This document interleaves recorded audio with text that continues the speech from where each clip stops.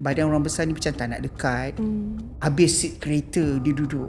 Tak takut ke mati esok orang boleh angkat jenazah tu? Bismillahirrahmanirrahim. Assalamualaikum warahmatullahi taala wabarakatuh. Apa khabar semua? Saya pasti ramai dah tengok dan mengikuti podcast Take 5 bersama dengan Dr. Mo. So seperti biasa hari ini kita ada banyak lagi topik-topik menarik dan hari ini kita bukan ada artis tapi dia macam artis juga. So kita nak tahu siapakah dia, apakah yang dia nak cerita. So kita sama-sama dengan Dr. Mo. Apa khabar Dr.? Khabar baik. Assalamualaikum semua. Hari ini kita podcast baru. Orang baru tapi ini memang kawan lama. Berkenal lebih kurang pada 9 tahun. Lebih pada 9 tahun. Oh, lama.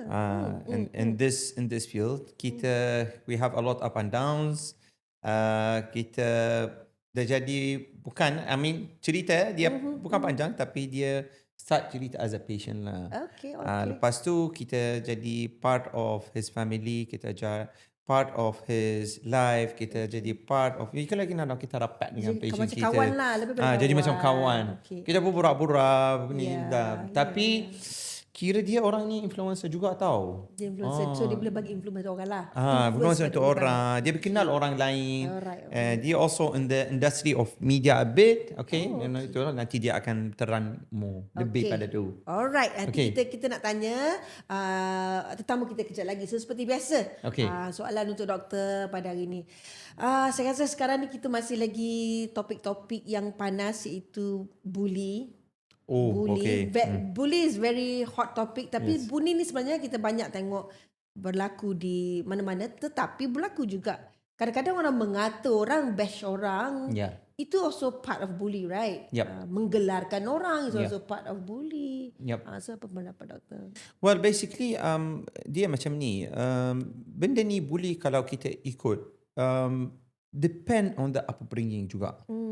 So benda ni you tak boleh involve into seorang sahaja. Yeah. Bila it's come to bully, is involved is a family issue, is a culture issue, is the place where you grown up and everything. So that's why kadang-kadang bila kita, let's say for example, kita bully, always kita cakap in the school lah, usually sekolah menengah, especially the primary schools. Yeah. Secondary school jarang ada. Ada juga tapi mainly in this. So basically it's very important macam mana kita ajak budak-budak kecil tu pasal masalah berbuli ni. Now, this is some sort of mental health as well. Yeah. Now, it's come to the point, sometimes orang kira ada penyakit tau. Betul.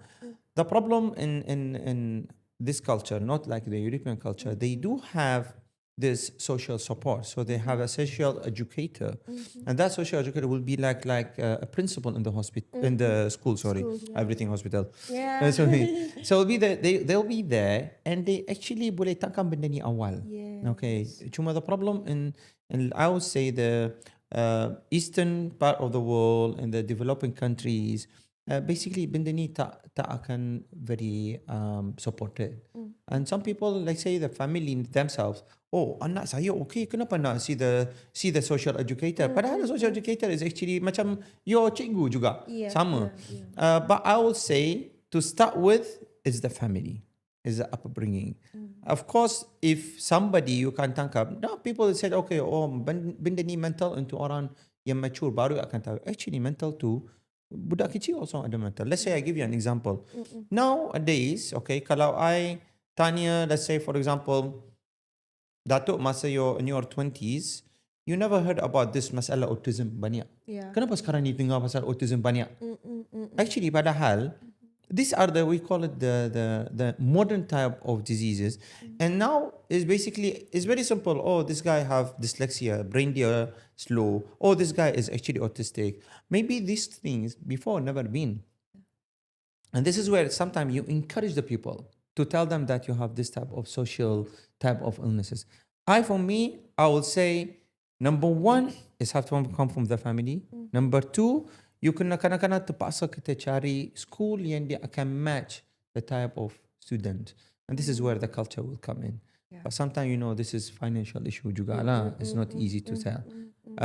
But for me, benda ni benda besar, dia kecil tapi Yeah. boleh jadi benda besar. Betul.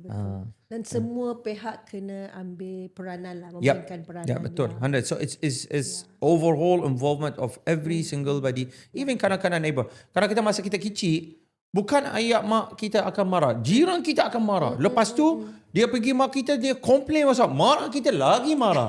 Sekarang ni mana boleh? Dia kalau hantam balik. So it was like, the whole culture try to educate and grow up in a good way. Yeah. Oh, today it's like more of social education. Sebab benda tu kadang-kadang kita pun kena ada kesedaran juga. Ya, kan, betul, benda tu. betul. Walaupun macam doktor kata, walaupun benda kecil tapi kalau tak ubat daripada kecil, daripada awal, dia akan jadi macam benda biasa, dia akan jadi besar and become normal and become worse. Well, you see, I mean, nowadays, because the kids are very spoiled. And if they are not spoiled, they can be easily exposed to the exterior world because of this phones and all these things. So now it start from there. This is where basically the control from the parents, it has to start from there. Now, even let's say for example, senang kalau ada anak ni kasihlah phone dia, suruh dia main ke whatsoever. Tapi also ada banyak you boleh control dalam phone juga. Apa dia nampak ni whatsoever. Ada banyak benda educational and dia akan improve dan bahasa, the ilmu and everything. Tak semesti go on the different direction. Tapi yang silly stuff yang tu. Even like the scroll of all this, like let's say the short, all this what you see. They actually, you see them, they can see only for a few seconds, 10-15 seconds as scroll. Same, their concentration enough. You talk to them, they can focus to you for 10-15 seconds after that they are out. So it's actually a very difficult challenge. Cabaran dia memang susah. Besar. Okay lah. Okay, itu cabaran Okay, dunia sekarang. my segment dah habis. Okay, so now dah kena tetamu kita. Nak kurus pun cabaran juga. Alamak. Nak kurus pun cabaran. Makan macam-macam, tak makan atau tak kurus macam mana ni?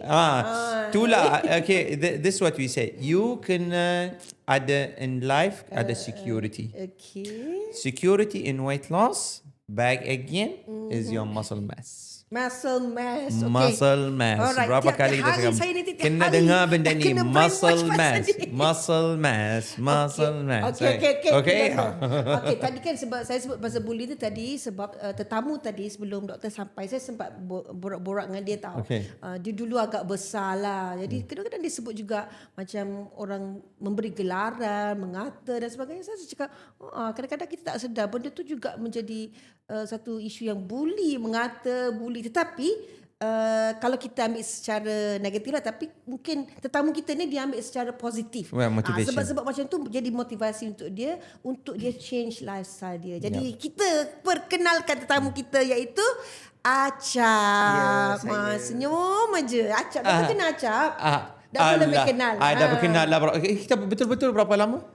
Lama since 2015. 2015. Wow. Oh yo, ini 2015. dah lama. Dah 10 years. This is the 10 years anniversary. Wow. Okay, alright. So sebab doktor dah mengenal each other, so saya kena tanya banyak. Okay, nama Acap, nama sebenar dulu. Okay. Acap tu nama manja. Okay, Assalamualaikum semua. Nama saya Muhammad Azraf Khalid atau dikenali sebagai Acap Khalid. Acap, yes. Ya. Okay, berasal dari? Okay, saya berasal daripada Kajang dan menetap di Kajang dan umur saya 44 tahun. Muda lagi. Acap buat apa? Adakah seorang macam doktor kata influencer ke ataupun ada kerja yang lain ke? Okay, saya freelance dengan event. Okay. Saya terlibat dengan Istana Budaya, saya terlibat dengan macam-macam event. Okay. So saya before this saya selalu dengan arwah abam apa Okay. semua. So lepas tu saya buat freelance lah. Okay. So sekarang masih lagi aktif bekerja dan sebagainya. Tapi dia ada sekarang ni kerja baru. Kerja baru? Out of all this. Dia sebab dia sebelum ni Astro, sebelum ni all this event, dia buat ni sebab dia kenal semua all artis-artis. Okay. Dah sekarang ni dia ada kerja baru. Kerja apa? Saya part time mutawif. Oh, part-time mutawif. Jauh pada tu. Jauh. Ya. Dia buat event, lepas tu dia buat mutawif. Macam mana ni nak brain? Cerita sikit macam mana boleh terjebak, macam mana boleh terlibat. Saya terjebak dalam mutawif ni. Tahun lepas mak saya meninggal. Okay. So a bit lonely kat rumah. So makcik saya ajak saya join dia mutawif. Lepas tu dia kata nak kena pula time tu time puasa, awal puasa yang mak saya tak ada. Okay. Saya mommy's boy, very close with my Alright. mother. I'm the youngest. So my auntie kata daripada nanti sekarang kat sini first year your mom tak ada, you feel Lonely lah, tak ada. So why not kita ajak you pergi. So saya awal puasa saya di Mekah. So orang kata sambil kita mengerjakan umrah, at that time kita berdoa untuk mak saya. Itulah saya mula-mula curi dengan mutawif ni lah. Lagi satu sebab saya ni jenis yang banyak mulut, friendly. So masa saya bawa tu makcik-makcik tu suka, sebab apa, saya suka melayan orang tu. So saya boleh handle lah. So maknanya banyak juga nak kena belajar, nak jadi mutawif ni bukan senang kan? Ya, macam-macam. So maknanya saya kena panggil ustaz ke apa ni? Tak. Ustaz Acap lah. So pengalaman menjadi mutawif daripada tahun ni sampai sekarang masih lagi aktif? Saya masih lagi lah. So insyaAllah nanti Ahad ni saya sepatutnya pergi, tapi saya tak pergi, saya bagi orang yang handle. Saya insyaAllah tahun depan raya saya akan ke berada sana. Kalau tahun lepas saya puasa, saya nak raya pula di sana. InsyaAllah. Bestnya. Keluarga macam mana? Keluarga saya okey. Saya 4 orang adik-beradik. Saya yang bongsu. So abang saya baru meninggal 3 tahun, and then diikuti oleh ibu saya. So kami tinggal bertiga lah. Sudah ada isteri anak macam mana? Saya masih single. Still available? Ya. Itu yang saya nak dengar tu. Single and available Acap Okay, alright. So kalau saya nampak sekarang, saya kenal sekarang, saya rasa macam Acap seorang yang ceria, macam nampak macam seronok kan. Tapi mungkin kalau orang kenal, doktor dah kenal, mungkin kenal Acap, tapi mungkin orang di luar sana, siapa Acap ni? Kenapa panggil dia ni? Apa pun dia cerita dia?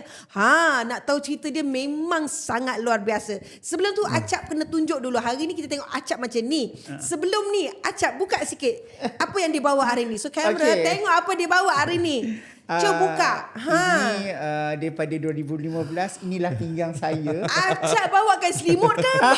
Selimut. Okey, untuk pengetahuan anda di luar sana, inilah pinggang saya.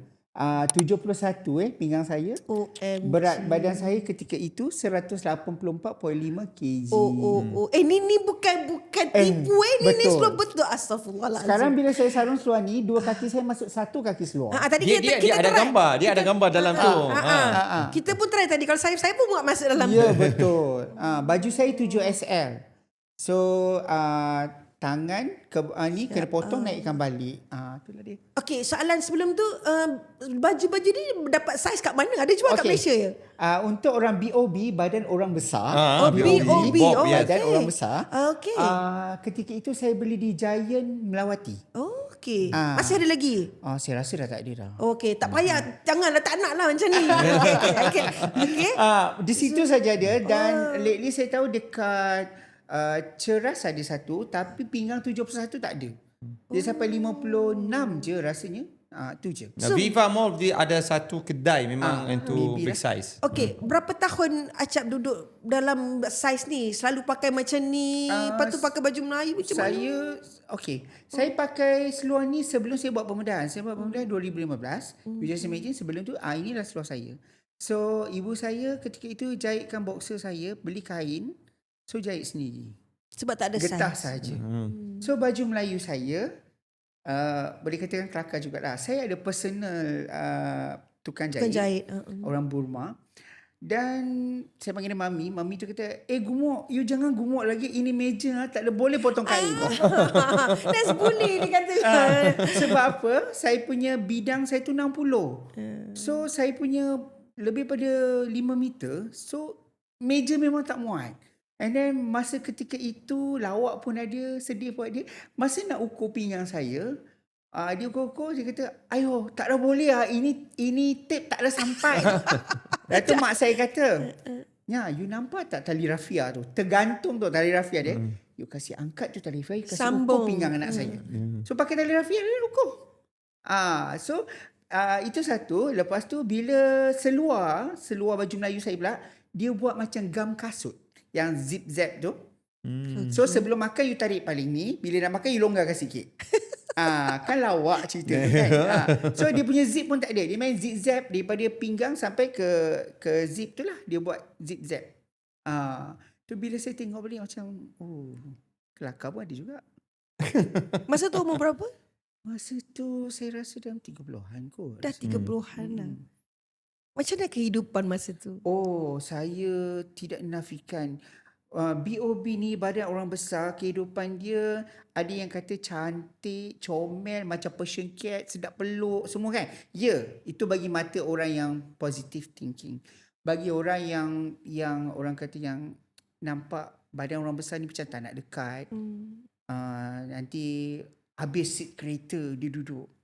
And then yang membuatkan saya nak buat bariatrik ni, kerana saya macam ambil itu satu cabaran. Ada satu orang ni, dia kata dengan saya, tak takut ke mati seorang boleh angkat jenazah ke?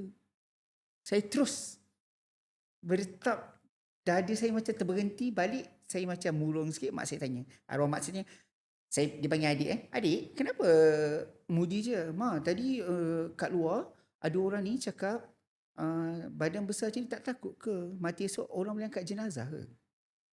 Itu my mom, biasalah seorang ibu akan menenangkan anak dia. So hari demi hari saya kata saya tak boleh macam ni. Saya ambil itu sebagai satu cabaran hidup saya. So sampailah saya ada saudara dalam HUKM bagi ENT. Dia dah kenalkan saya dengan doktor saya, Dr. Mustafa lah.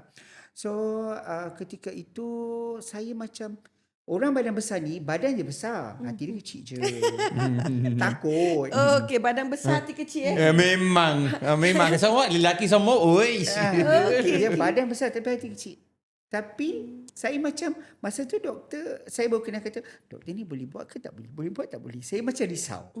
So balik dah dengar dia punya penerangan, saya cerita dengan mak saya. Ada tu masalah pula. Mak saya pula setahun nak bagi approval buat pembelian tu sebab anak bongsu. Oh ya. Okay. Anak mak, mommy's boy. Adik nak buat, betul. Adik makan ubat ni. Masa tu saya tak nafikan, mak saya bagi jus Medfai, herba orang kampung, Nona Rogai, apa lagi? Semua brand yang untuk kurusan badan lah. Sampaikan doktor ENT tu kata, tak payah, tu semua tak guna. Cut je. Sebab apa? Di saat itu saya mengalami penyakit kencing manis diabetik. Diabetik saya itu 24 insulin 2 kali. Lepas tu hypertension, darah tinggi, borderline, lepas tu sleep apnea. Sleep apnea sebab tu yang dari pakai ni. So saya tidur pakai CPAP. Pakai CPAP. Tak ada CPAP, saya tak boleh tidur. Kalau nak tidur juga saya kena tidur duduk. Masa tu badan orang besar ni biasalah aliu tidur meleleh-leleh. Kan? So saya kata tak boleh jadi ni. Semua orang macam bila ni kata, alamak, penguin ni ada pula hari ni. Tak apalah, penguin comel. So saya ambil keputusan, saya kata, Ma, minta restu je buat. Okay. Mak saya pun masa tu buatlah, biasa seorang ibu buat sembahyang hajat lah, doa lah apa. Saya pun buatlah dengan Dr. Mustafa. Okay. Sebelum kita ke situ, saya nak tanya, Mak Dian, the turning point tu yang boleh buat macam Acap, okey lah saya nak buat sebab adanya kata orang tadilah. Ya, betul. Okey. Tapi saya nak tanya, sebelum tu, maknanya masa tu Acap dah 84.5. Macam mana 184 tu tinggi kan? Makna kenapa tunggu sampai 184 baru terfikir ataupun rasa macam okey lah, kan sebelum tu masa 100 ke 120 ke okey ke masa tu? Masa tu saya tak nafikan. Masa berat saya naik 100, 110, 120, 30. 120, saya tak heran benda tu semua. Saya heran, saya bangun je, Mak, hari ni masak apa?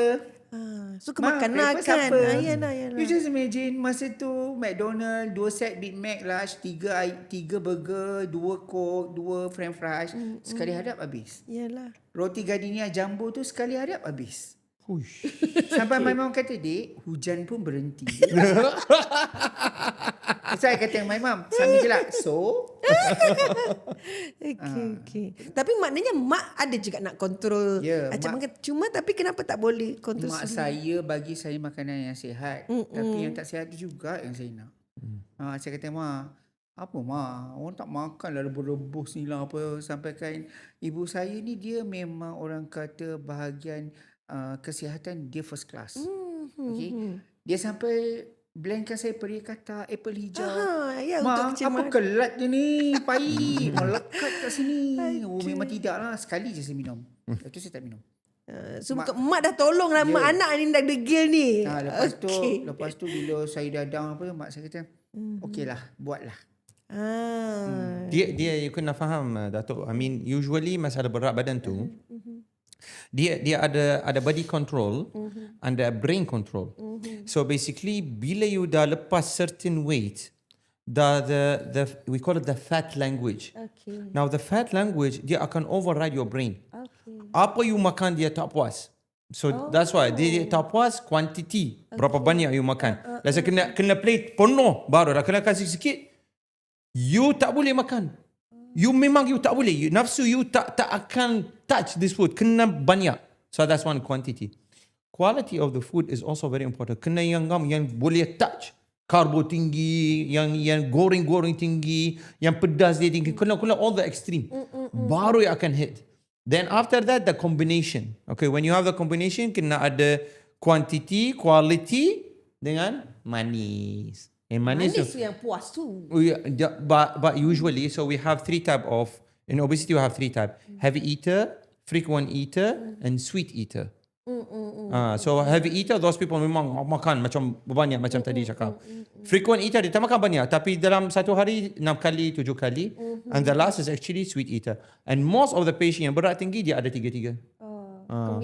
Combination. Because why? Actually, it's not about satisfaction. It's not about the I dah kenyang. It's about like, I nak lagi ni. I nak lagi tu. Dia akan pusing, jangan makan je. So this is actually when basically you kena cut the circle. Once sometimes when they cross certain point, that's it. Then that's what go. Alright. So macam Acap tadi mak dia bagi makan tu, bagi makan ni, macam nak try to cut down tu tak jalan lah. Tak jalan. Depend. Actually benda ni semua I tak tahu. Sebab I tahu kenal Acap masa dia datang, that's it, untuk nak buat surgery. So you see, kita jumpa patient lepas patient dah already dah pas kiri kanan atas bawah dah try macam-macam, lepas tu dah decide. Okay. Kadang-kadang dia rasa macam Acap refer to us from daripada ENT. Sometimes dia ENT, ortho, these are cardio, banyak yang masalah dia akan refer untuk kita. Bila patient datang, tak nak. Lain pada patient datang untuk kita because of obesity. Dia memang patient tu dah make up mind. Ini daripada ENT, otak dia still 50-50. Okay. So kena berkawan dia dulu. Okay, jadi kawan dulu. Okay. Barulah dia ni. Alright. So otak 50-50. So kita sambung. Tapi dia easy patient actually. Okay, For me is an easy patient. Okay. So Acap tadi kita dah mula mengenali Dr. Mustafa selepas pergi check apa semua kan. So boleh ceritakan setelah mengenali Dr. Mustafa macam mana boleh terfikir dan dah mak bagi green light tadi kan. So macam nak buat, apa yang doktor cakap, cerita sikit. Okay, setelah saya dapat approval. Itu penting, yang penting tu. Betul. Daripada arwah mak saya. Betul. Saya pun tak berfikir panjang lagi lah. Tapi dalam hati still macam, ini buat tiba-tiba nafas terberhenti. Apa semua itu. Saya dah masuk ward. Saya rasa ward 5C kot rasa tu. Tak ingat lah ward tu. Saya duduk atas katil tu. Orang sebelah semua jadi heran. Saya duduk tak boleh pusing kiri, tak boleh pusing kanan sebab dia muat-muat je katil tu untuk saya. Ya. Okay. Muat-muat je. Palang tu betul-betul kena kat tepi perut saya tau. Saya kata, alamak. Aku kata dengan misi tu, tak boleh ke kau tak bang? Tak boleh. Nanti awak jatuh. Lagi susah nak angkat. Alah, Cik An. Saya yang paling sedih, saya tak boleh pakai baju hospital, tak muat. So saya pakai seluar boxer yang mak saya jahit. Dan saya pakai t-shirt yang saya beli yang big size tu, warna grey. Ingat lagi t-shirt tadi kat rumah sebab. Saya pakai itu je lah. So yang baju hospital dia overcoat je. Okay. Mana ada orang dalam tu overcoat saya? Okay. So saya kata dengan orang tu, aku kata, kenapa saya kena berpantang susu ni? Ya orang dah biasa makan. Tiba-tiba nak buat operation tu susu. Ni dah jumpa doktor ke belum ni? Dah jumpa Dr. Mustafa. Okey. Dia kata, lepas tu doktor kata, Acap, you jangan cheating . taklah doktor, taklah. Tapi dia boleh tahu juga saya cheating. Macam mana tu kan? Sebab dia dah bagi saya susu je. Okay, so Saya you tak tahu bawa apa bawah ni? Tak, orang yang datang. Cak. Cubit sikit boleh ni. Itulah. Kalau dia datang boleh. You cheating tak ada. I tak tahu macam mana tahu pun tak tahu. Ada I tahu. CCTV ke? Okay, now you kena faham. Diet sebelum surgery memang yang paling susah. Okay. After surgery tak ada masalah because you tepat salah. Sebelum surgery, fikiran patient okay, ni yang paling last akan makan dalam hidup dia. So I am telling you 95% atas memang semua cheat. So kita just throw, memang kita tahu dia akan. Lepas tu kita tahu jenis patient nakal macam mana.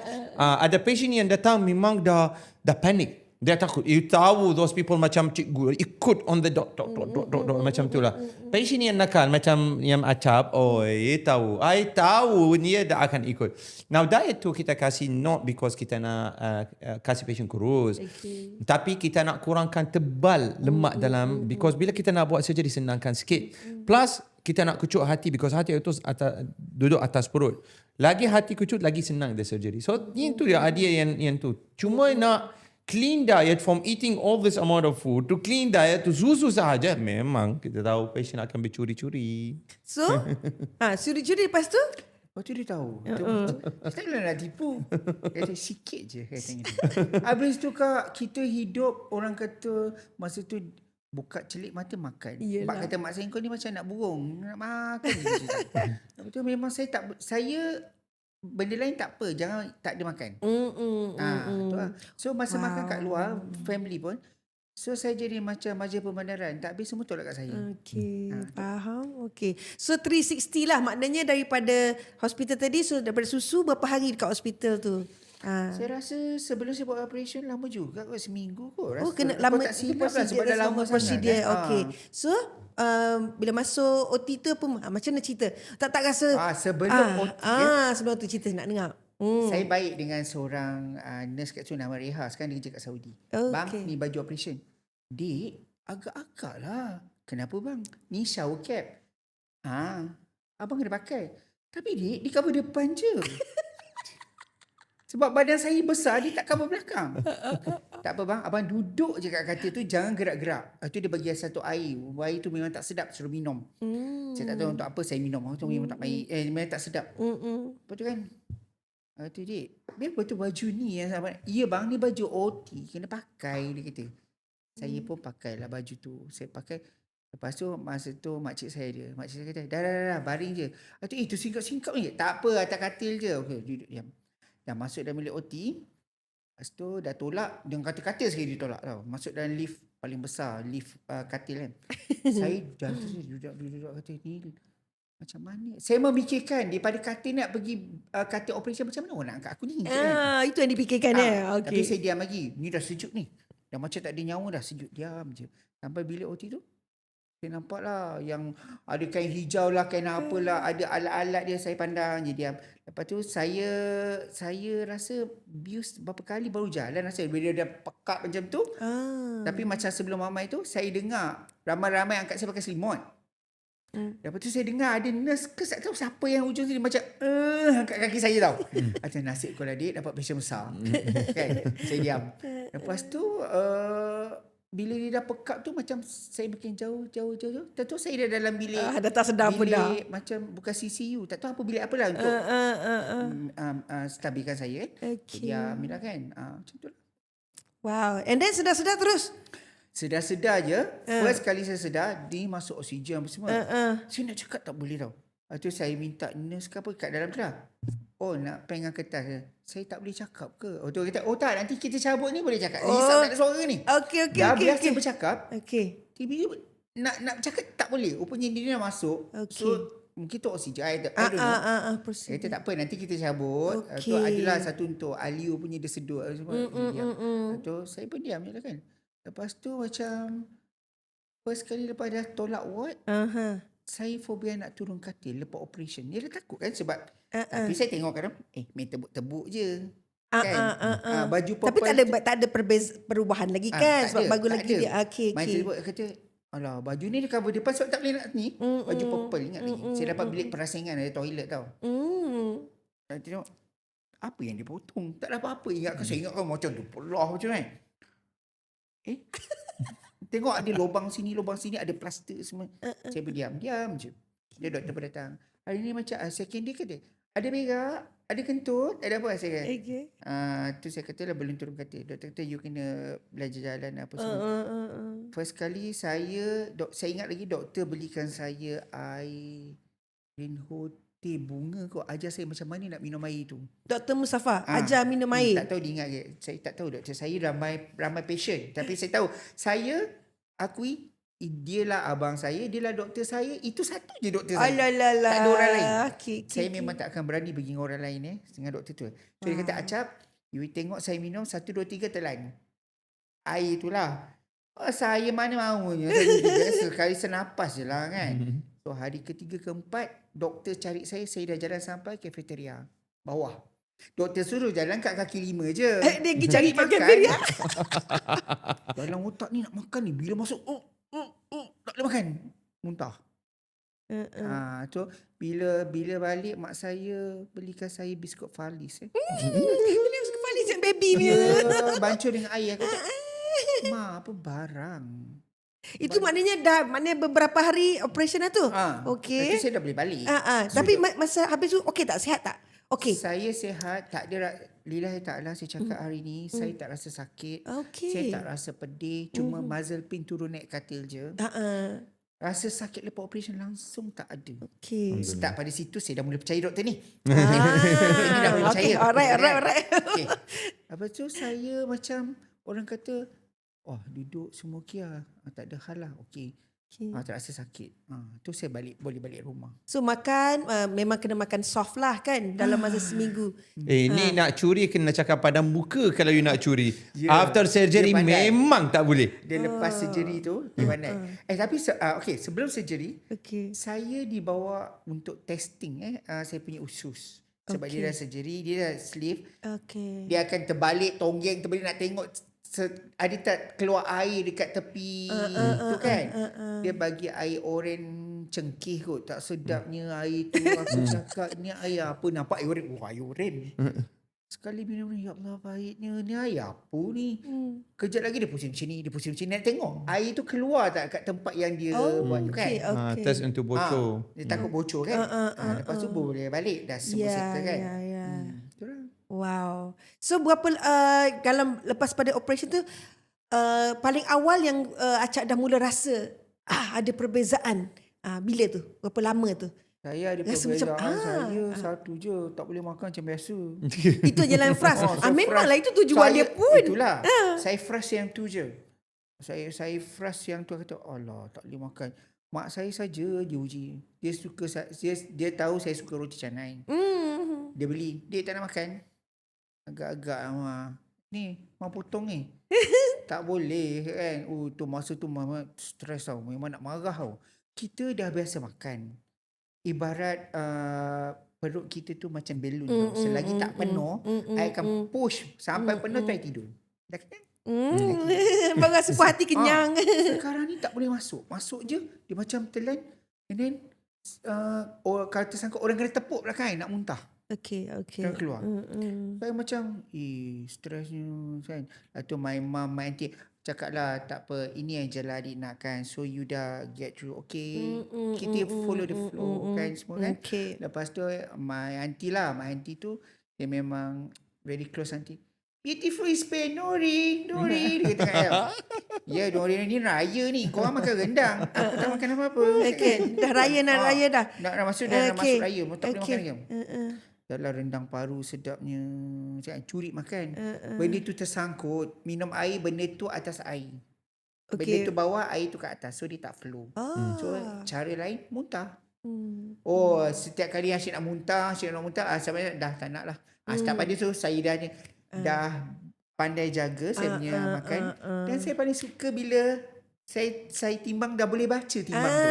Kalau tidak, pinggang tu berpusing kosong itulah balik. dia. So baju raya tadi pakai yang tadi tak? Yang boxer yang sambung tadi tu? Masa tu tengah besar lagi pakai lagi lah yang tu. Okay. Lepas tu dah rasa happy tu sebab apa? Timbang tu dah boleh baca. Tu masa tu dah banyak turun lah kan. Masa tu time tu tak ada timbang digital lagi. Dekat hospital je dia rasanya. Dan tu semua yang nombor-nombor tu kan. Kata, Ma, bangga. Ma, timbang ni tak apa, turunkan lagi dia kata. Okay. Start pada tu lah. So berapa lama ambil masa turun berapa ni? Maknanya dia sepatutnya doktor kalau dalam masa sebulan dia kena turun ada certain weight kan? Dia ikut percentage, tapi mula-mula memang banyak. Maybe setiap hari dia akan turun dalam 1 kilo to 75 gram, 750 grams. So because basically banyak water retention and all these things. Okay. So weight loss also dia ada banyak benda. Satu, in a matter of water retention. Dua, in a matter of kg. Bila lemak dia akan kurang. Tiga, dia akan berubah badan dia walaupun dia tak start exercise. We call it fat replacement. Dia akan automatically keluarkan lemak, akan build up muscle. Dia akan shrink. This is why they shrink. Walaupun kadang-kadang dia actually berat badan tak turun, tapi dia nampak dia inches loss banyak. That one is actually body modification. So these are the things that akan berlaku. Dia berat badan tak semesti. Cuma yang paling patient akan berasa after surgery masalah kurangkan inflamasi dalam badan. Muka dia nampak sebelum surgery macam nak meletup, congested. Dia akan rasa macam clean. The skin dia akan ada lecing sikit. Dia rasa macam dia lega. Tidur dia lain. Masalah berdengkur akan kurang sangat. Bangun segar. Tak rasa menantu. All these things. These are yang paling cepat. Paling cepat ada 3 benda. Masalah berdengkur, asma dengan kencing manis. Yang tu yang paling cepat. Darah tinggi akan ambil masa sikit because system a bit complex lah. But these other things is actually macam kita tangkap sebelum ni kita buat bariatra, kita tak nak tangkap berat badan sahaja. Kita nak tangkap penyakit-penyakit yang dah ada. And nampak Acap sekarang ni macam mana. If you follow his social media, you can see berbeza before and after.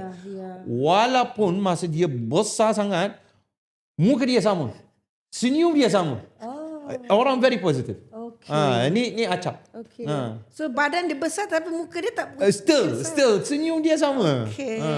Sebab dia gigi dia cantik.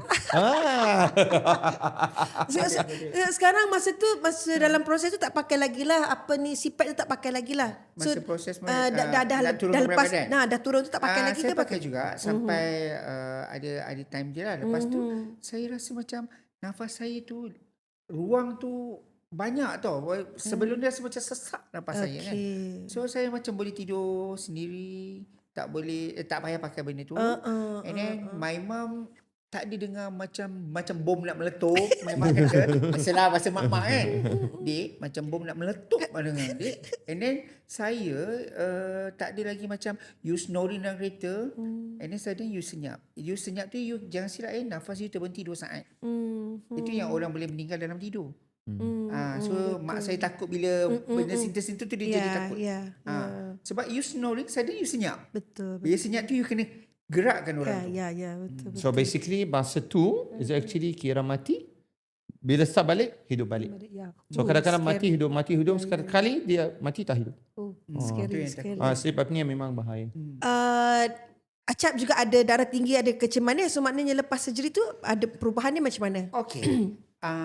Cakap pasal penyakit 3 serangkai, saya bukan 3 serangkai kak. Saya berangkai-rangkai. Darah tinggi, kencing manis, hypertension, sleep apnea, semua ada. So lepas saya enzima pun ada. Kan kulit saya muka okey kan. Sebelum tu dia macam bersisik ya, macam snow. Kalau pakai baju hitam macam ni boleh nampak abuk tu jatuh. So lepas saya buat operation, penyakit saya alhamdulillah dengan izin Tuhan semua hilang. Saya punya off medication for diabetic, metformin saya tak ambil, insulin lagi lah saya tak ambil. Saya tak ada makan ubat apa-apa kecuali ubat darah tinggi. 5 mg je lah, yang sikit tu. Sebab dah start kena habiskan kan. Itu je lah. So lain semua tak ada. Sampai sekarang lah, sampai hari ni. Malah saya bersyukur kerana setelah saya hilang 134 lebih berat badan saya tu, saya hilang. Sekarang saya boleh berjalan sendiri, drive sendiri. Lepas tu saya boleh buat aktiviti yang selama ni saya idam-idamkan tak dapat. Seperti? Cycling. Tempat duduk tu pun satu je. Untuk kita besar. So sekarang dah boleh cycling boleh. Okay. Lepas tu boleh orang kata boleh lari-lari, main badminton ke main tenis ke kan. And then satu lagi saya terlepas daripada penyakit melecet. Bila BOB ni keluar kita selalu haus kat celah kangkang. Betul. Lepas tu kat situlah mak saya akan jahit, tampal kain lain, jahit tampal. So lepas kurus tu saya ada satu masalah juga. Lepas kurus duit saya banyak habis, beli baju. Beli baju baru lah. Dah kurus kan. Selera. Ya. Selera shopping. Okay. So perbezaan yang paling ketara sekali dah exercise tadi, yang paling ketara berbanding dengan besar tadi dengan bila dah slim. Yang best sekali. Yang paling best sekali, saya rasa segar. Saya boleh buat pergerakan yang orang kata selama ni bila kita gemuk, ibarat rumah besar yang kecil, lutut sakit. Kan? Saya boleh orang kata duduk dalam seat kapal terbang. Kalau tidak dulu saya kena ambil 2 seat. Kalau naik train pun 2 seat. Saya orang kata boleh best healing lah. Pergi mana saya nak pergi kan. Lepas tu masa saya gemuk, saya pernah tanam azam, kalau satu hari saya kurus, memang saya akan dress up betul-betul punya. So saya sekarang tak dinafikan, daripada 7XL, baju saya M, L. Pinggang saya daripada 71, sekarang pinggang saya 33. Fit seluar fit 33. Okay, so kita boleh nampak macam secara tak langsung, bukan secara tak langsung, maknanya secara nyatanya bila berbadan besar ni mentally pun rasa macam stres apa semua kan. Yalah, orang mengata sekarang bila dah slim, dah kurus ni, emosi kita pun nampak Acap nampak sangat lebih positif, lebih ceria kan. So mungkin Acap nak cakap kepada semua kesan ataupun efek yang telah Acap lalui daripada masa 180 tu sampai sekarang dah berapa tadi? Sekarang 50.1. Cuba boleh cerita sikit mungkin. Berapa? 50.1. So boleh share. You tahu, dia bergaduh dengan I. Dia sangkut 60 something, 65. Kenapa nak turun? Setiap hari ambil gambar, chop. Okay, tak turun. Lepas tu dia turun sikit, ambil gambar, chop, hantar. Okay, memang orang ambition memang tinggi. Alhamdulillah. Saya tanam azam untuk kurus, bukan untuk cantik, tapi untuk kesihatan. Betul. Kerana berapa banyak duit yang kita ada pun, kalau kesihatan itu ibarat lesen. Kalau kesihatan tu tidak diizinkan, kita no point untuk hidup. Kerana bagi saya memegang kata ibu saya, biarpun duit bergunung, kalau nikmat kesihatan tu tak ada, you tak ada erti untuk hidup. Dan sampai bila kita nak minta pertolongan daripada orang kan. So biar kita buat sendiri. So dalam solat saya hanya berdoa, sihatkan badan aku kan. So aku boleh buat aktiviti seperti biasa. So memang berbaloi lah, rasa menyesal, ada tak rasa macam menyesal ke berbaloi ke tak buat bariatrik? Saya paling berbaloi bila saya dapat doktor the best in Asia. Yes, betul. Itu satu nikmat juga tau. Saya at the first I memang tak yakin dengan doktor, sorry. I memang tak yakin dengan abang saya ni, abang saya ni. Tetapi bila saya buat, tak sakit lah. Dia kata tak sakit, dia kata kan.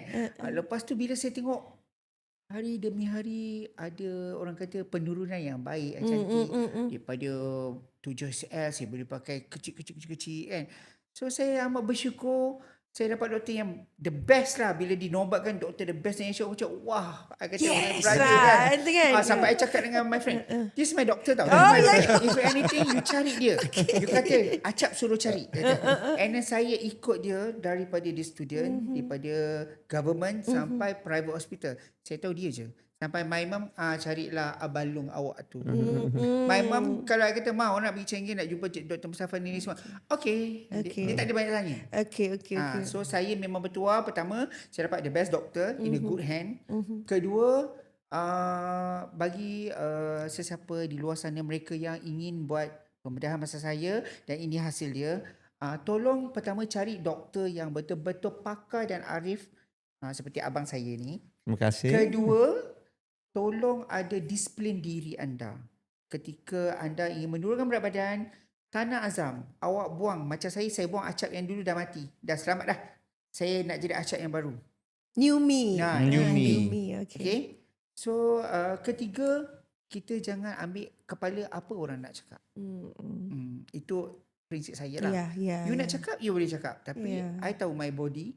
I tahu apa yang I pakai. I tahu apa yang I makan. Okay. Ni Acap actually kita even kita kenal bila cakap masa kita still in the training program, masa kita buat surgery I baru pakar bedah. So kita also the sub already dah. Baru I dapat my sub in bariatric. So masa kita buat in uni memang you tak ada rapat dengan patient sangat. Tapi for me, patient especially yang critical, I suka jaga diri. You know, in the university or government hospital, bila you datang setiap kali jumpa doktor lain. Tapi because masa tu kita nak build up bariatric in this country. So patient yang besar-besar, yang whatever, usually bila I datang my clinic every Monday, all this file dia akan masuk bilik I. Dia tak akan jumpa orang lain. So it's easy for me to monitor. So this is where actually we build up the relation. Now, bila I patient, let's say it come to the point of what you call matter of satisfaction and trust, it's not easy to build up this. I mean, Acap is anything personal to himself, even personal to his life, to his family, always will come back to me. Even Arwah Mak also was my patient for a while. Yeah. Tapi bukan bahagian masa student. Masa kita dekat vascular. Yep. Yeah, so she was also my patient. Kenapa I cakap ni budak baik? Because memang jaga mak memang betul. You can tell dia sayang mak dia. Semua kita sayang mak. Tapi Acap memang dia akan jaga everything and still mak dia masuk hospital still dia ceria macam ni. It's a blessing. Alhamdulillah wa syukur. So when you build up this trust, okay, kita nak potong kena buang. Bukan not the idea. This is the whole idea to get the outcome from this. And this is where basically when you do patient like even down the line kita 10 years already, memang kita bila dia cakap okay abang. So we are go beyond like a doctor and patient anymore. So this is basically the thing that kita nak ajak patient. You kena faham bariatric ni is actually bukan hanya untuk potong perut kurus berat badan sahaja. It's not easy process. Challenge a lot. Okay, you kena self esteem kena very tinggi lah. Enough is enough. You stop there, then you said okay, I need to do the changes. Then insyaAllah kita akan membantu. Yang penting kena trust the doctor lah. Betul lah. Kalau you dapat doktor yang terbaik, you're in a good hand, you nak risau apa kan. Bagi saya kalau doktor lain yang doktor saya tak ada, saya takkan buat. Saya masa tu dia nak pergi haji ke pergi umrah, saya ada nak buat pemudaan, saya sanggup tunggu dia balik. Saya takkan buat dengan orang lain sebab dia satu je tahu badan saya macam mana. Sampaikan hari tu saya nak buang ketumbuhan di belakang tu yang besar lipoma, lemak tu. Mula-mula nak buat biasa je. Lepas tu saya terpaksa full dose untuk pengsan. Dia boleh mengata saya, this patient is very pampered. Saya tak nak cakap tapi saya gerak-gerakkan tangan saya tau. Acap tidur. Menunjukkan saya punya relation dengan doktor ni memang very close. And then saya percaya dia je. Tu sebab saya akan ikut di mana saja, kecuali kalau dia pindah London ke balik negeri. Dia tak pindah. Dia akan duduk sini. Sebab patient ni semua. Saya takut yang tu je. Tengok pula saya beli tiket kat terbang. Okay doktor. Kadang-kadang kita tengok macam ini first time kan kita interview true patient, yes. Patient, dan memang macam tak percaya tengok dia punya seluar ni kan. Bila doktor jumpa patient, what's the heaviest one yang doktor pernah jumpa? Ni tadi 180 je. Yang paling berat. Okay, paling besar dalam satu Malaysia was 325 kg. Okay. And this one it took us almost 45 days to prepare. And now the problem actually was macam mana nak bawa dia daripada rumah because dia graphic designer. So dia duduk dalam rumah makan sahaja atas ni. So bila kita decide untuk ni kena bawa dia hospital, right? Nak bawa hospital tak boleh. So kita terpaksa kita panggil bumba. Okay, panggil bumba, dia datang, problem dia sangkut dekat the staircase. Nasib baik the rail is actually wood, kena pecah yang tu untuk bawa dia into hospital. Lepas tu mak dia memang she was very helpful because katil kita memang tak ada katil ward. Okay, tak ada katil yang dia boleh tahan.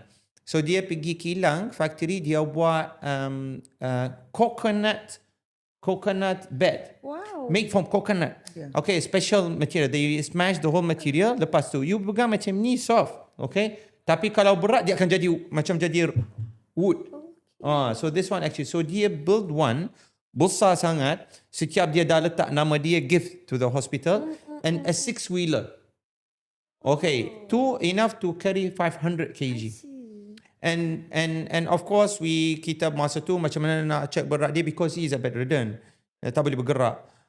Lepas tu alhamdulillah when it come to that time for the surgery macam mana nak buat, nak letak dia atas katil also pun tak boleh. So dia because kaki dia besar, so dia tak boleh, kita ada step yang step tu kecil, dia boleh kena besar. So dia pergi kilang juga the mother. Also we use the jagger plate yang ada macam rough surface. So dia buat benda yang besar, two or three steps.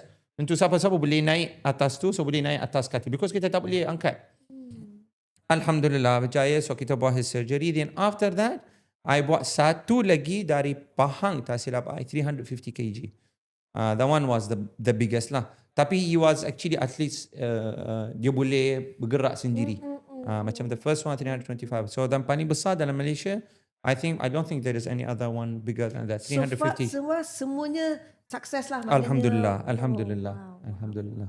Pernah tak bila doktor tengok ada patient datang macam ni saja tanya macam doktor tengok ni tak ada harapan dah ni. Boleh ada tak? Macam dia punya reading ke, dia punya apa ke? Ada patient yang datang to you buat surgery not because of the berat badan yang tak boleh buat, because patient not fit for abuse. Paling susah is actually abuse. Okay. Because patient yang besar, risiko abuse lagi besar. I mean risiko pada surgery. Because surgery kalau ada masalah, let's say for example bleeding boleh tahan, bocor kita boleh treat. All this walaupun dia trivial berlaku, tapi ada cara dia. Abuse no joke. That's it. Yeah. No joke. So that's why kena betul-betul prepare. So that's why I mean waktu UKM maybe kita 5 to 7 days to do all the blood tests and everything. You know the process is a bit complex because ramai patient. And kita bukan buat bariatric saja, kita buat cancer, buat benda ni lain-lain. So bariatric is just part of it. And I ada one list every Tuesday, and the list tu is actually very short time, start from 9 o'clock till 4 p.m. And kita buat semualah, ada cancer, ada hernia, ada normal bariatric, semua kita buat dalam list tu. Sebab tu waiting list very long. So patient macam ni, dia lucky because kena have to go special track. Dia tak ikut queue. Kena cut queue for him. Because nak prepare, once they are prepared, kena buat sekarang. That's it. You tak boleh prepare, lepas tu tak jadi, kena prepare balik, susah. Wow. Kejap. Okay, so saya rasa sekarang Acap dah ada the new me, dia hidup baru, dah boleh aktif, boleh pakai, boleh on the rack aja ke macam tu kan. So mungkin apa perancangan Acap lepas ni? Perancangan seterusnya? Perancangan Acap lepas ni of course menjaga kesihatan saya dengan lebih maintain lah. Tapi sekarang ni saya jaga nak sampai 60 je, tapi dia terturun pula sampai 50.1 kan. So nak naikkan 60 tu dia macam degil, tak nak naik pula, tapi risau juga kalau dia naik terus kan. Tu macam saya selalu cakap, saya cakap dengan doktor, abang berat badan saya macam semua kan. Macam itu doktor kata, you kena jaga you punya diet, you kena jaga you punya food. Itu penasihat saya lah abang. Okay, sekarang ni macam mana pattern pemakanan Acap yang sekarang ni? Okay, tidak dinafikan dulu dah puas makan, tapi sekarang bila dah buat operation ni, saya automatically macam dok kata mindset. Bila nak makan, you makan kau tersakit, nak muntah tersekat ke apa, saya akan lebihkan lauk-lauk. Nasi tu ada tapi sikit je. Dah kecil karbo, portion protein, lah. sama ada telur, yolk ke, ada ikan ke, ada sayur ke. Saya akan makan semua nasi tu kemudian. So dia macam kenyang. Kadang saya macam main-main je makan. Tapi saya macam kadang feel guilty bila saya pergi wedding. Saya ramai kawan. Tak makan ke? Makan. Saya ambil. Saya kata, dosa-dosa je ke? Kata, kan kejap ni orang wedding lain pula nak jaga hati orang. Okay. Sebenarnya bukan saya tak nak makan. Saya memang nak makan. Tapi orang kata memang tak boleh nak terima. Itu sebab mungkin berat badan saya menurun kan. Apa pun yang penting sihat. Yang penting alright. Mungkin hari ni Acap nak cerita dekat semua orang. Dah cerita tadi, dah share. Cuba tu angkat sekali lagi seluar tu. Ini bukan tipu-tipu, okay? Ini adalah Saiz cadar. Ya, betul. Total ke apa ke? So computer ke you apa ke? simpan benda ni for the memories lah. Ya, okey. Untuk pengetahuan semua, Okey. saya simpan seluar baju. Ini ada orang kata untuk kenangan saya, dan saya secara tak langsung saya kesian untuk orang berbadan besar. Saya kata if you ada duit lebih, you jumpa abang saya. Buat. Okey, siapa ada duit lebih pergi jumpa abang saya. Enggak. Ini ada doktor. Abang dia. Saya tak cakap doktor. Saya cakap, kalau you ada duit lebih, I berapa I kesian tengok you. Actually baju saya banyak yang elok saya dah bagi orang. Tapi yang ini memang sentimental value. Sampai orang kata, jual kat aku seluar dia. Jangan. Tak boleh. Nanti masuk museum nanti. Tak boleh. Seluar ni memang saya takkan jual sampai saya tutup mata. Inilah tandanya saya pernah gemuk satu ketika dulu. Dan saya memang mulut saya tak menafikan. Saya akan cakap, kalau you ada extra money, you pergi Bangsa Saud cari doktor ni. Abang saya tu kata adik acap dia recommend. Wah. Saya ialah sesuatu benda yang bagus, kita patut share kan. So betul, saya di sini saya nak berterima kasih kepada abang saya daripada mula kita kenal sampai sekarang. Dialah abang saya yang selalu saya dok kacau dia. Kenapa macam ni, kenapa macam tu, kenapa macam ni. Mana nak cari doktor boleh kacau macam tu? Kan? Doktor lain mana dia tak ada layan doktor benda. lain tak ada. Habis waktu habis kau kerja habis. dah ya. Actually semua patient I lepas surgery akan dapat nombor telefon I. Because it's actually one thing very important. Ini because kalau especially what dekat private patient, because come to you pay for it whatsoever. So dia nak betul feel like you want them to feel they are confident. They can approach you anytime. Tapi Acap also patient saya masa university. Dia ada nombor telefon saya juga. Okay. Because masa university also I use also to give my phone number, and I built a contact number care line for my patients. Especially because you know the cancer and all these things. Because nak call macam HUKM macam mana approach our team. So we make an upper GI team. Phone number dengan SIM card whatever I bayar sendiri just to get service to their patients. Kesianlah patient tahu. I mean because these are the things is actually you tak boleh buat jadi doktor sahaja. You kena fikir pasal orang ni nak approach you macam mana. And bila you buat different surgery, anything can happen, right? So this is where basically kita make it like an open book. Okay, anytime you nak approach me, you can approach me through this phone number. Easy, right? Tapi yang tu lah, dia suka kacau. Jangan kacau lah. Okay. Saya kira kacau je kan. Macam thanks bro, because of you I hantar gambar I. Ada kategori besar, kecil kan. I selalu macam And kena ada wajib setiap tahun kena hantar into dia, and hari jadi dia. Kena video ke ataupun voice message dia suka sangat. sebab abang ada. So kena buat okay. Selamat hari ni macam tu lah. I punya birthday wish pun dia ada, okay? Oh really? Yeah. Oh you dah macam mana dapat? 20 years ago. Oh yo. Wow. So I kata I memang peminat my sister ni kan. Sister lah juga kan. Daripada dulu, okay? Tapi I bukan doktor lah. Bukan doktor. Tapi I memang minat dia. Masa tu lagu Joget Kelantan kot rasanya. I memang suka. Masa tu dia pakai rambut perm. I memang I dulu jumpa. Oh my god. Okay, So maknanya kalau minat mesti hafal one of the songs, right? I rasa because dia boleh menyanyi tau, Dato'. Boleh. Okay, kita doktor kenal dia. So boleh nyanyi sikit dengan dia. Buktikan. Kata sayang peminat. Dato' Nora macam mana? Kata peminat. Sikit je. Boleh. Kata peminat. Hanyalah satu. Itu je lah. Ini dah sikit je. Kita macam Actually hanyalah satu tu favourite my mom. Okay. So kalau dalam kereta I memang dengar lagu tu kan. Sekarang lagu tu untuk my mom lah. Hanyalah satu my mom je lah yang bertata di hati kan. Masya-Allah. Alhamdulillah, apa pun saya ucapkan terima kasih Acap kerana sudi datang, sudi share. Saya rasa perkongsian Acap hari ni sangat memberi dan membuka minda masyarakat di luar sana tentang pentingnya kesihatan, perubahan dalam hidup. Boleh saya cakap sikit? Untuk mereka-mereka yang senasib macam saya BOB, badan orang besar, jangan rasa down, jangan rasa sedih, kerana itu bukan jalan pengakhirannya. So kita teruskan berusaha. Seperti saya cakap tadi, carilah doktor yang betul-betul pakar bahagian obesiti. Salah satunya abang saya, Dr. Mustafa. Boleh pergi ke Bangsa Saud dan boleh call kakak Puan saya, Rafiqah. Puan Ya. Rafiqah, boleh buat appointment. Diorang semua friendly and very good advice akan bagi. Bagi saya, diri saya hanya doktor je yang tahu yang boleh buat apa-apa lah untuk saya. So yang di luar sana jangan rasa down, jangan rasa sedih. Biar apa orang nak cakap, yang penting diri kita yang tahu apa yang kita tanggung, dan paling penting tolong berdisiplin. Itu je daripada saya, Acap. Gitu.